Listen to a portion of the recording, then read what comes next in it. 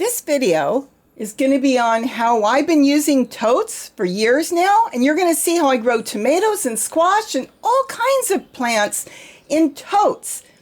Anybody can do it. It's the easiest method to grow in, and you've got full control. You're going to watch my driveway, which is my new garden I'm setting up, grow and turn into a massive food garden. It's very easy. You'll get massive squash, but of course you can pick them smaller, which I'm going to do this year. But you can grow anything, kale and broccoli and collard and anything you want to grow in it, peppers. And this is proof. This is actually our garden, my garden, where I have grown so much food. And not only do I want to share with you how I do it, but show you the living proof on what we've been harvesting, what we've been eating, what we've been giving away, and what's been growing here. And of course, it goes back also as compost. So I hope you enjoy this. My garden on my wall is starting to build. It's the driveway. And we'll see how it goes in the next few months. I love layering. I love setting up containers. Easiest thing anybody can do. So let's get into this because I've got work to do. I just want to keep you up to date as to what's going on in the driveway. Hi everybody, it's Robbie from Southern California on a really warm day, over 90 degrees. And I came out here to work today and I saw a couple things I was going to change. And I thought I'll take you with me so you'll see what I'm going to change and why I'm going to change it, so it might give you some ideas. Now, as you can see, I have not done the whole driveway yet. This is my driveway garden, the rock driveway that's going to turn into a massive explosion of food. I've got this set up here. Let's go one by one real quick, and then I can get back to work and get things done. These tomatoes have taken off.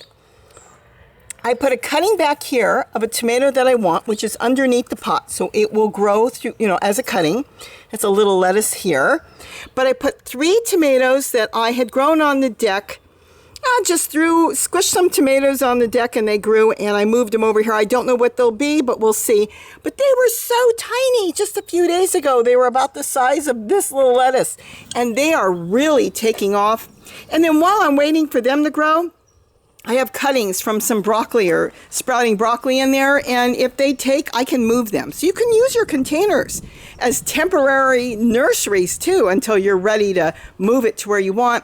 This is the chair that was in the front yard. It was supposed to be just onions, and then a volunteer tomato came up, and wow, since I moved it here, this thing is just taking off, and I've got to get this staked up. It fell over. It got so big. So I'm going to get that staked up today. That's what I came out here to do and work. And this here, when I water this, it comes through the holes here and it waters this container. And remember, when you layer that container on top, that flower pot keeps it damp underneath. So even if I wanted to come through quickly, I could just water this and it will water the whole container. Here I'm just still collecting things I'm going to put in containers, and that's just a bucket growing that celery that's red. Brought 2 of those upside down containers, garden units here. I'm just going to really grow some seedlings in here. That's all I'm really going to use these for. And this is lettuce that's growing. This is just sow thistle. I left that for the birds because the birds come and feed on it. And then this is parsley. And there's a volunteer celery coming in here. And oh, there's another squash. I threw a couple squash seeds in here. That's what the tomatoes looked like a couple days ago. And this is some garlic chives. I've got dill back there. So this will be to move things out of. I'm not going to grow in that right now. More garlic chives on the bottom. Now this I looked at and saw this isn't going to work. This is lettuce, and that lettuce is fabulous. But I'm going to have to move it because when this zucchini takes off, it's going to take up this whole area, and it's going to be difficult to get to the lettuce. But for now, I'm going to leave it because all I have to do is lift it. Look, and that's some Swiss chard coming up. I threw seeds in there so I can move it. Look at that. Let me see if you can see. Oh, look, there's earthworms. Look at that. And what's really cool, let me put this back. I don't want to get upset anybody, is when I move that into, let's say, another container I set up, I don't even have to look for earthworms. There's already going to be earthworms in there where the lettuce is. So it's just like changing it over like a camper, just parking the camper somewhere else. I'll park it somewhere else. Now, those walking onions are planted in there, so I'm going to leave them. They love it in there. I mean, look how they all went and had babies already. These are all baby walking onions, so I'm leaving that. That's the pepper that had ants, and it was 2 peppers in there. I managed to get both peppers separated, and they've got a lot of new growth on the bottom. So I'm going to leave it in the pot here, and we'll see what happens with this last year's pepper. Some moringa coming up. Same thing here. I've got 2 squash here. These are going to get massive, and I want to make sure I have room to compost in place in there. So I will be moving the same thing here. See the roots? These roots are the squash roots, and they send their roots underneath the pots because earthworms are living under there, so they've got nutrients to go there for and water. But that's going to be moved too, and no hurry. You saw, you can pick it up, move it anytime. Another moringa from last year starting to come back. That's the other pepper, a lot of new growth underneath. Not sure yet what I'm going to do here. That's another squash coming up, and that's a kale. And that's going to go straight up. So I can leave that for now. I really like layering because it keeps moisture in there all the time, so I don't have to water all the time. So we'll see. If I don't have to move it, I'll leave it. I don't know. I bought something called yellow beans, and the whole picture was yellow, and I guess the plant's yellow? I don't know. It said yellow beans, and the plants are coming up yellow. Not just there. In other containers, too, I saw. Let me see if we can find it. I was surprised. There's another one. See? Yellow beans? I didn't expect the leaves to be yellow, so we'll see what happens.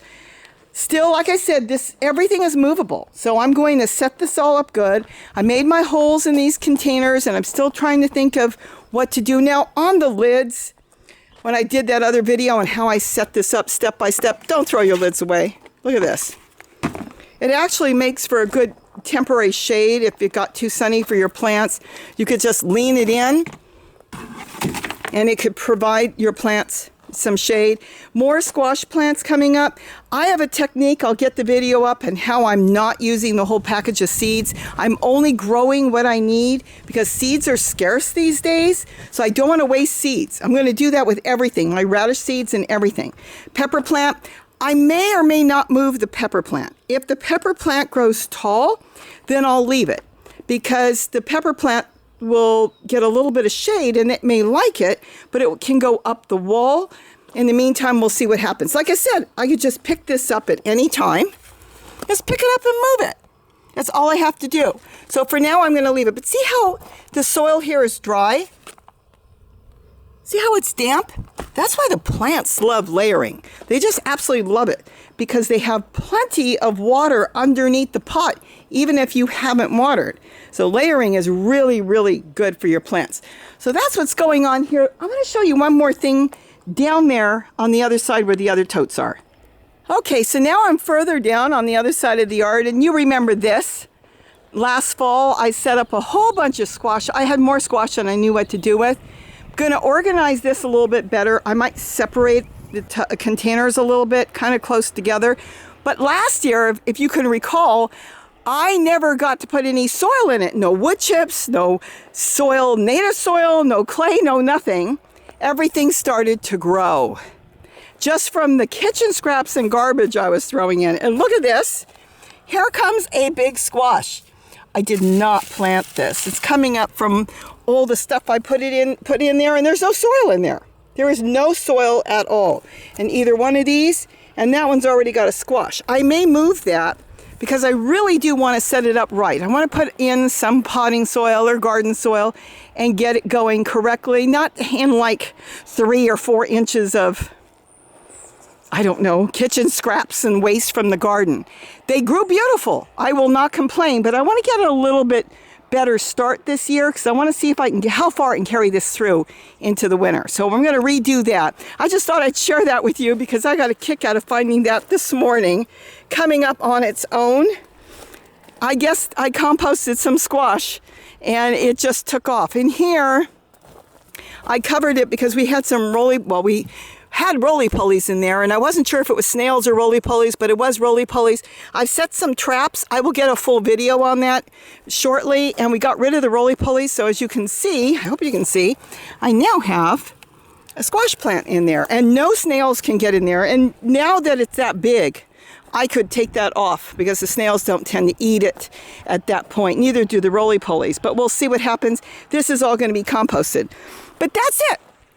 So you're going to come with me and you're going to watch me change a plain old driveway we've had here for years that gets the greatest amount of sun turn into a massive garden.